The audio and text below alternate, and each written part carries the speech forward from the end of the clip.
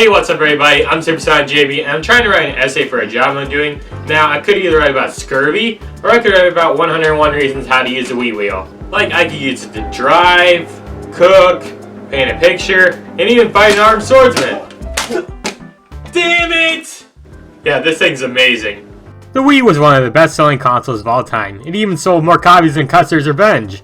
The main reason it sold so well is because of its simple control scheme. What is this that looks intimidating? Now this is much better. The Wii relied on the gimmick of motion controls instead of a bunch of buttons. It was pretty easy for non-gamers to pick it up when they realized they mostly had to shake the Wii remote in order to play a game like Major Minor.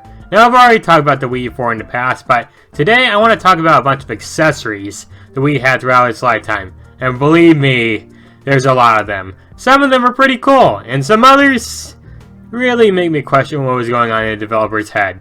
Sorry guys, this is just weird. But anyways, let's go ahead and check out some Wii accessories, shall we? Of course, we can't forget the Wii Nunchuck. This is an add-on to the Wii remote that was actually a requirement in a lot of games. It definitely made 3D games way easier to move around in. I mean, can you imagine playing Call of Duty on the Wii without this thing? Now, there are some people out there who didn't like the Nunchuck very much, mainly because it had a long cord that was needed to plug into the bottom of the Wii remote. People played the Wii because they liked how it didn't have to be plugged into anything.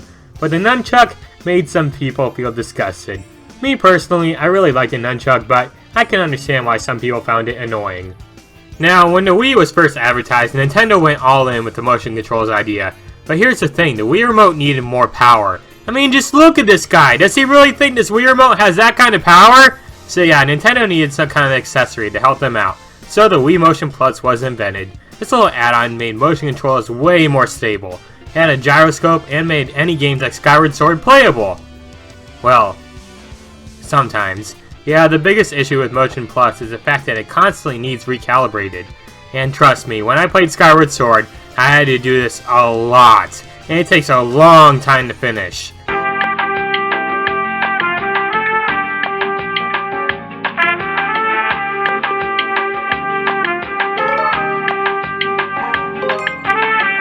Now yes, it sucks to calibrate it, but this feature was still an absolute win in my book. Now there's also Wii remotes that already have Motion Plus installed in it. This makes everything so much easier. Now I don't have to worry about losing this stupid thing. In my opinion, this is the definitive Wii remote. And it's only $8.99 on eBay! Up next, we of course had the Wii Wheel. This device was an add-on that came with copies of Mario Kart Wii when it was first released back in 2008.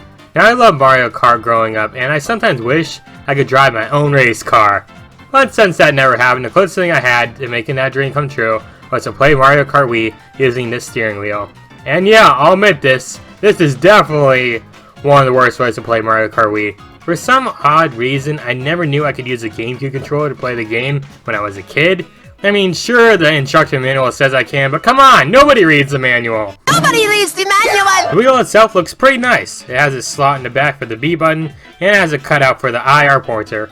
How it works is pretty simple. You turn it left and right to steer, and you can shake it to perform a trick off a ramp. Unfortunately, it's very sensitive, and steering always felt easier using a GameCube controller in my opinion. And surprisingly, Mario Kart Wii isn't the only game that supports usage of the Wii Wheel. I mean, just look at this list here! Who wouldn't want to play My Sims Racing using the Wii Wheel? Now, of course, if you're a gamer who doesn't like motion controls and wishes they were outlawed across the world, then you're in luck, because here we have the Wii Classic Controller. It has a cord that you can plug into the bottom of the Wii remote, and once you plug it in, BAM! No more motion controls! Unless you're playing a game where they're required. Which, in that case, you probably wasted $30 or so. This controller looks just like a SNES controller, which is pretty cool. Although there's now 2 joysticks, which is definitely a nice welcome considering neither the SNES nor Wii had these on their controllers. Sure, the Nunchuck had a joystick, but the Wii itself didn't, which made free roaming camera controls a bit of a pain on the Wii. But thanks to this, all our worries go in the garbage, along with this copy of Bratz the movie on the Wii. Now, we all remember when the Wii launched, we also got Wii Sports. But did you know that there was accessories you could buy to better experience with the game? Well, now you do, because here we have Wii Sports Accessories. Our first one is this baseball bat looking thing that makes you feel like you're playing baseball in real life. Then we got the tennis racket one, and a golf club one, and my personal favorite, a bowling ball! These add-ons are so unnecessary. I mean, swinging the remote already feels perfectly fine to play these games with, but I guess developers wanted to be more realistic. Can Can you imagine someone going to a real bowling alley with this thing? Check out Jerry's bowling ball! There's also stuff like boxing gloves that you can put your Wii remote inside, because come on, everyone knows a Wii remote is Mike Tyson's greatest fear. And then there's a ping pong paddle, which is also very unnecessary.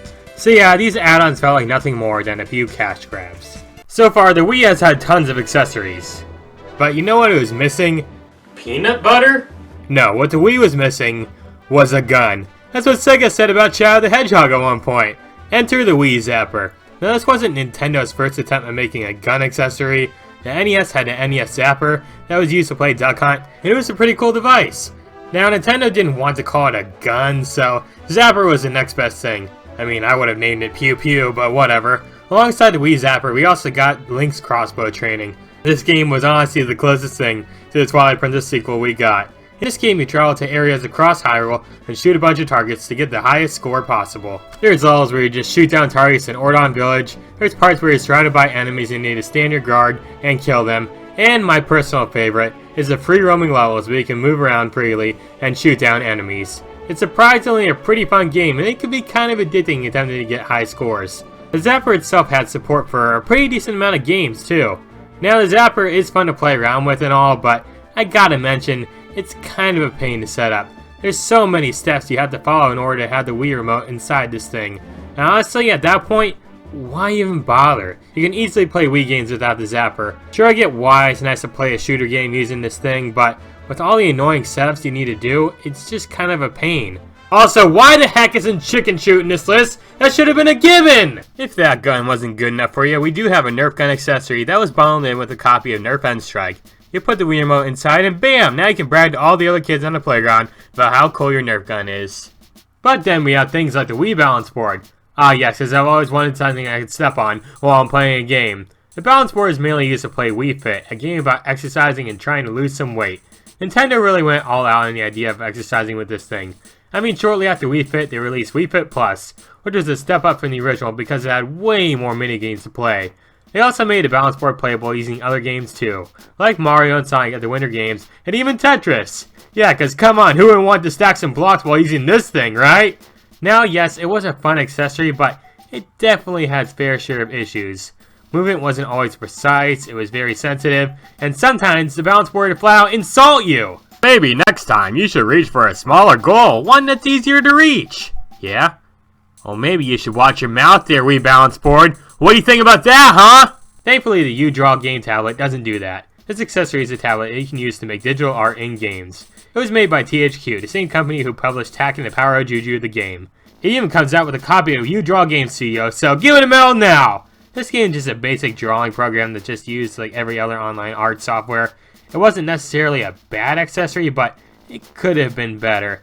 It's not a friendly device for left-handed people too, with everything being set up on the right side. It did have some games that needed the tablet in order to play them, but none of them were really that good.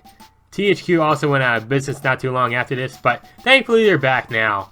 But you want to know what's not coming back? This thing. This is a Wii Vitality Sensor, a device used to read your heartbeat while playing a game. Why does this exist? I don't know, I guess Nintendo needed to make a quick buck? It plugs into the bottom of the Wii remote, and you stick your fingers inside so it can monitor your heartbeat. But then it got cancelled. Yep, this thing never got released, and honestly, I don't blame Nintendo for doing this. It just didn't seem like a very impressive feature. Like, yeah, I know I'm sweating while playing Wii Sports, but I don't need the Vitality to tell me that. Although I will admit, it might have been cool to use this while playing a horror game. And last, but certainly not least, I have the weirdest Wii accessory I could find. A baby! That's right, this is an actual thing. This little add-on came with copies of Babysitting Mama, a Cooking Mama spinoff where instead of cooking a meal, you cook a baby. Or take care of a baby. Sorry, my mistake. You put the Wii remote inside a baby and congratulations, you're a mother! Oops, I dropped the baby. In this game, you play through a bunch of minigames that involve taking care of the baby. You can feed it, rock it to sleep, and burp it. Wow, I always wanted to make a Wii remote burp. The game also keeps reminding you to never ever shake the baby, or else it'll turn into this. This game really isn't anything too special, to be honest. It gets really repetitive after the first minute, but I just want to know why someone thought this thing was a good idea. Was someone dissecting a baby one day and thought to themselves, I bet I could fit a Wii remote inside it? You know what? I don't even want to know, and I think that's enough Wii accessories for one video. Wonderful! Wonderful! Wonderful! There you have it. Those are some Wii accessories. I love the Wii big time, but I do gotta admit, there were some weird things that came along with it. But you wanna know what's even weirder? The fact that I can't use a Wii wheel to steer an airplane. I mean, come on, it's a wheel!